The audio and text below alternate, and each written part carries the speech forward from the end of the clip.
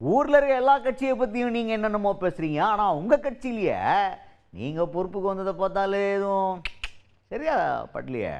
பாஜகலையும் அப்போ அப்படி தான் இருக்கா அப்படின்ற மாதிரி ஒரு கேள்வியை கேட்டோன்னு பதில் சொன்னவர்னா சொல்லிட்டாருண்ணா, எங்கள் கட்சி தான் இருக்கிறதுலே நல்ல கட்சி தமிழ்நாட்டில் தெரியுமா.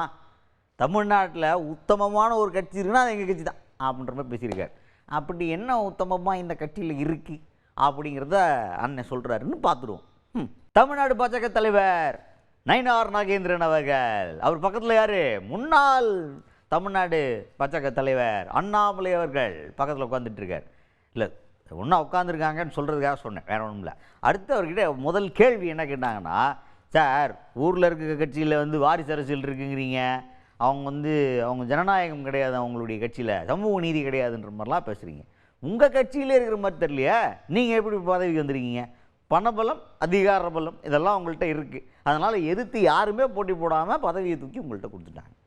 அப்படி தானே சார் பார்க்க முடியுது அப்படின்ற மாதிரி கேட்டால் அதுக்கு நயினார் நாகேந்திரன் அவர்கள் என்ன சொல்கிறாருன்னா, சச்சா நீங்கள் அப்படி பார்க்காதீங்க தம்பி, இந்த பாருங்க முன்னாடி தலைவராக இருந்தவரா அப்படியே என்ன அழகாக தலைவர் சேரில் உட்கார வச்சா அழகு பார்க்குறாரு அவர்.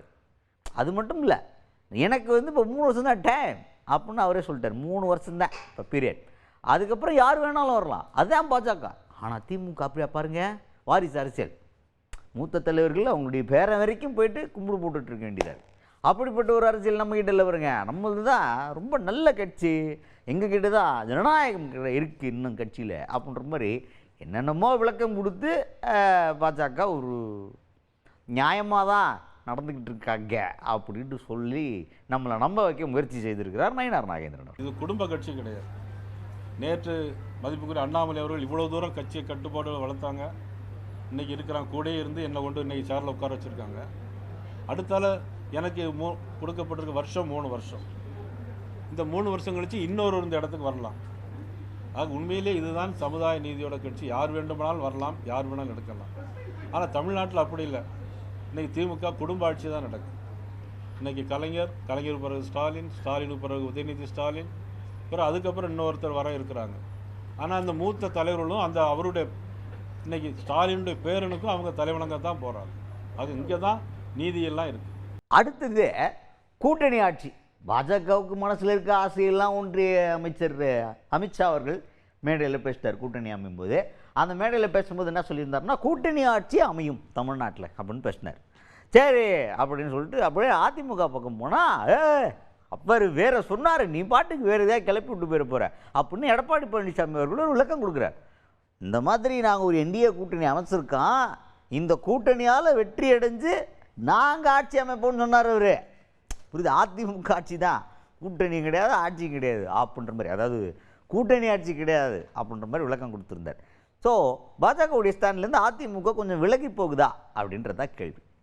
இந்த கேள்விக்கு இல்லை ஆமாம் அப்படின்னு 2 ஏதாவது ஒரு பதில் சொல்லியிருக்கலாம். ஆனால் நயினார் நாகேந்திரன் அவர்கள் தலைமை பொறுப்புக்கு வந்ததினால் அந்த மாண்பு கருதி நம்ம கேட்ட கேள்விக்கு சம்மந்தமே இல்லாமல் அப்படியே போய் கடைசி வரைக்கும் கேட்ட கேள்விக்கு பதில் வராமல் லைட்டாக அப்படி சப்போர்ட் பண்ணி அப்படி கூட அப்படின்ற மாதிரி முடிச்சிருக்கா அப்படின்றத பார்க்க முடிகிறது.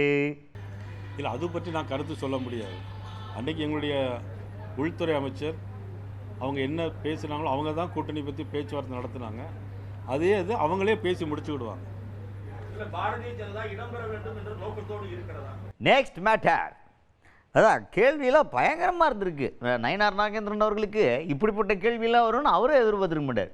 என்ன அப்படின்னு பார்த்தீங்கன்னா, தமிழ்நாட்டில் ஊழல் பண்ண கட்சிகள்லாம் நிறையா இருக்குது, ஆனால் நம்ம கம்மியாக ஊழல் பண்ணக்கூடிய ஒரு பார்ட்டி கூட தான் கூட்டணி அமைச்சிருக்கான் அப்படின்னு உங்களால் ஒருத்தர் பேசியிருக்காரு அப்படின்ற மாதிரி கேட்டால், அதுக்கு நயினார் நாகேந்திரன் அவர்கள் என்ன பதில் கொடுத்துருக்காருன்னா, அப்படி கிடையாது, அதாவது என்னென்னா இப்போ ஊரில் சட்ட ஒழுங்கு சரியில்லை, திமுக ஆட்சி விளங்கவே மாட்டேங்குது, நம்ம பெண்களுக்கு எதிரான குற்றங்கள் அதிகரிச்சிக்கிட்டு இருக்குது, இப்போ இதெல்லாம் மக்களுக்கு விரோதமான ஆட்சி நடந்துகிட்டு இருக்கிறதா இருக்குது. அப்போ மக்கள் விரோத ஆட்சியை அகற்றணும், அதற்கான ஒரு முடிவை தான் எங்களுடைய ஒன்றிய அமைச்சர் அமித்ஷா அவர்கள் யோசித்து எடுத்துருக்கிறாங்க. அதுதான் இப்போ அந்த கூட்டணியை தவிர நீங்கள் வேறு எதுவும் உள்குத்தா வெளிக்குத்தாலாம் பேசாதீங்க அப்படின்ற மாதிரி பேசியிருக்கார் நயினார் நாகேந்திரன் அவர்கள். அதாவது இப்போ நாட்டில் எதிர்நோக்கக்கூடிய பிரச்சனை என்னென்னா, இப்போ சட்ட ஒழுங்கு பிரச்சனை, பெண்களுக்கு எதிராக இழைக்கப்படுகிற கொடுமைகள், இன்றைக்கி மாணவர்கள் வந்து பள்ளிக்கூடங்கள்லேயே இன்றைக்கி அறுவாளை வச்சு வெட்டுறாங்க எல்லாரும். இன்றைக்கி அண்ணா யூனிவர்சிட்டி போனால் ராத்திரி 7 மணிக்கு மேலே எங்கேயும் போக முடியல, சார் கூப்பிட்றாருன்னு சொல்கிறாங்க. இந்த சார் கூப்பிட்ற வேலையெல்லாம் நிப்பாட்ட வேண்டியிருக்கு. தமிழ்நாட்டில் சட்ட ஒழுங்கை சரி பண்ண வேண்டியிருக்கு. மக்களுக்கு எதிரான இந்த ஆட்சி வேண்டுமா வேண்டாமாங்கிறத வேண்டாம் அப்படிங்கிற தீர்மானத்தில் நாங்கள் வந்து இன்றைக்கி தேசிய ஜனநாயக கூட்டணியில் எங்களுடைய உள்துறை அமைச்சர் அவர்கள் இதற்கான ஏற்பாட்டை செய்திருக்கிறார்கள். அடுத்ததாக நீங்கள் தலைவராகிட்டீங்க, இப்போ நீங்கள் புயலாக இருக்க போகிறீங்களா இல்லை அப்படியே தென்றலாக இருக்க போகிறீங்களா அப்படின்ற கேள்விக்கு அவர் ரொம்ப அழகாக பதில் சொல்லியிருக்கார். இந்த பக்கத்தில் இருக்கிற இந்த தம்பி தான் புயலாக இருப்பார், யார் அண்ணாமலை அவர்கள் சொல்கிறார், நான் வந்து தென்றலாக தான் இருப்பேன், பட்டும் படாமல் தொட்டும் தொடாமல் வீசிட்டு போயிடுவேன் அப்படின்ற மாதிரி பேசியிருக்கார் நயினார் நாகேந்திரன் அவர்கள். அவர் புயலாக இருப்பார், நான் தென்றலாக இருப்பேன்.